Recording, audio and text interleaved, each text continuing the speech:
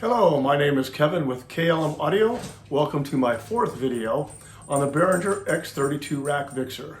Today we will look at the channel strip on the X32 Rack, the iPad using MX Mix, and on the computer using X32 Edit.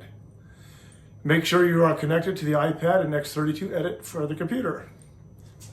If you need help turning on your system and connecting your iPad to your mixer, please refer back to my first video.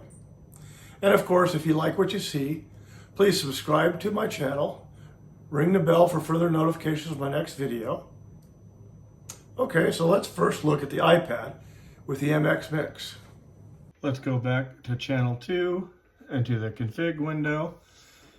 So we set our gain here. So now that we have our gain set, the next thing is to the gain is the delay setting if you need, not usually used. Third is your low cut filter. To select the low cut filter, you turn it on by tapping on it and it turns yellow. And then you can raise to the desired hertz level. For male vocals, probably go up around 70 or 80. There we go. Next we have is our gate. Then we have our compression and then the EQ. Now we also have a swap button here. If we want to have the EQ come in before the compression, we can do that. So swap it, put the EQ there, or put it back to the second location. As you can see from this window, we can only turn on and off the gate and compression and EQ.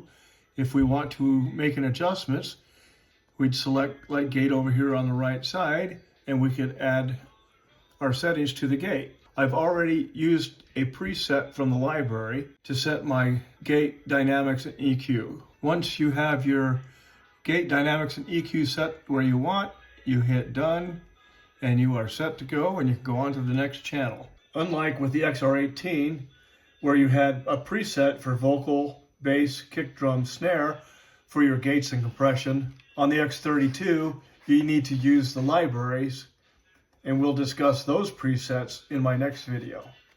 Let's explore the EQ just a little bit more. So here down on the left, you have the low cut filter that we applied on the first page.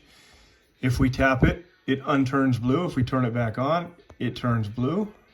And it brings in our low cut, which we have set to about 79 hertz. When we tap on this low cut button, we can readjust the frequency if necessary. And again, see, we have it set at 79. As you can see, after the low cut, we have 4 more EQs: low, low mid, and high. If we select one of those, like low, we can come down here to mode and change it to the type of EQ we want, say PEQ. If we raise the low up, you can see it's now a peak EQ, very wide right now. So here we'd adjust our frequency, and there we have a narrow frequency. We can also move the frequency to a different location by moving our cursor left or right and focusing in on a particular frequency. And of course, you can do that with the other 3 as well. There is also a reset button right here. You reset all, and the frequencies all go back to flat.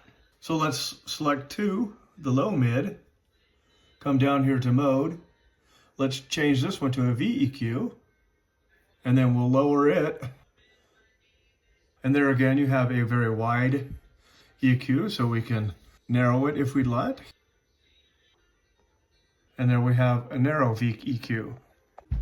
Again, if you want to change the actual frequency of the low mid, you can just drag onto it and select it to the right or back over to the left. Now go back to your config screen.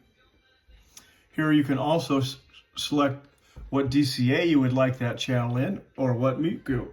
If you like the settings you have and you want to do the exact same settings to another channel, female vocalist, you can come over here and hit copy, and it'll copy all the settings you have, then go to the channel that you'd like and paste it. Now let's look at the X32 Edit on the computer. The channel strip is arranged slightly different than on the iPad. When you select a channel, then select a mixer tab, notice the upper half of the screen gives you a visual representation of all the channel strips, from the inputs down to the channel fader. When you choose the channel tab, here it shows you the individual channel. You can adjust your inputs like phantom power and polarity. You can adjust your input gain here using the fader.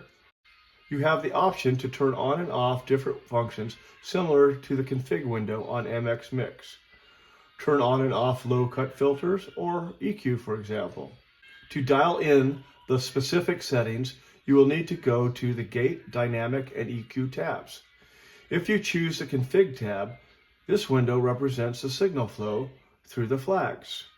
In the Sends tabs, you can see all the mix buses at once, whereas in the MX Mix, you had to swipe left or right. And of course, you can send this channel to one or many of the buses. The Main tab shows just the main outputs and the group assignments. Notice that several of the tabs overlap quite a bit. Now looking at the X32 Rack screen, the tabs are the same as they are on the X32 Edit, but they are arranged a bit different due to the size of the screen. You have the Home, Configure, Gate, Dynamic, EQ, Sends, and Mains. And of course, you will use the 6 encoders to make your changes. Turn on and off, for example, Gate, EQ, etc.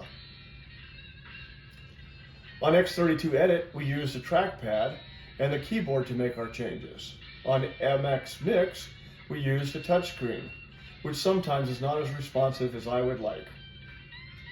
My next video will be on the library and the presets.